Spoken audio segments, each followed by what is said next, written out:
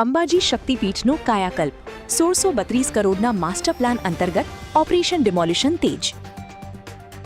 યાત્રાધામ અંબાજીને વિશ્વકક્ષાનું ધાર્મિક અને પ્રવાસન સ્થળ બનાવવાના ઉદ્દેશ્ય સાથે રાજ્ય સરકાર દ્વારા હાથ ધરાયેલા 1632 કરોડના મહત્વાકાંક્ષી રીડેવલપમેન્ટ પ્રોજેક્ટની કામગીરી હવે યુદ્ધના ધોરણે શરૂ થઈ ગઈ છે.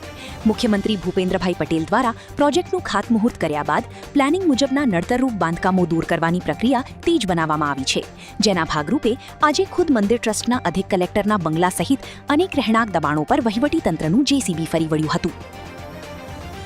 અંબાજી રીડેવલપમેન્ટ માસ્ટર પ્લાન અંતર્ગત નિર્માણ પામનારા ભવ્ય કોરિડોરના માર્ગમાં આવતી તમામ મિલકતોને દૂર કરવામાં આવી રહી છે.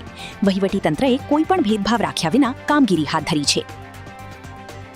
કોરિડોરના નકશામાં નડતરરૂપ બનતા અંબાજી મંદિર ટ્રસ્ટના અધિક કલેક્ટરના સરકારી બંગલાનું આજે ડિમોલિશન શરૂ કરવામાં આવ્યું હતું.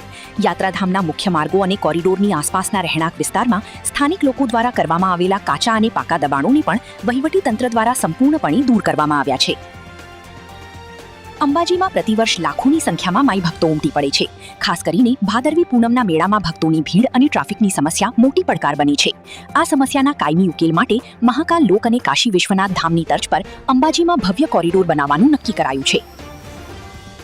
આ અંગે અંબાજીના અધિક કલેક્ટર કૌશિક મોદીએ જણાવ્યું હતું કે રીડેવલપમેન્ટ પ્લાન મુજબ જે પણ બાંધકામો નડતરરૂપ છે તેને દૂર કરવાની કામગીરી પૂર્વ આયોજિત છે. આ પ્રોજેક્ટનો હેતુ યાત્રાળુઓની આધુનિક સુવિધાઓ આપવાનું અને અંબાજી મંદિરના પરિસરને વધુ ભવ્ય બનાવવાનું છે.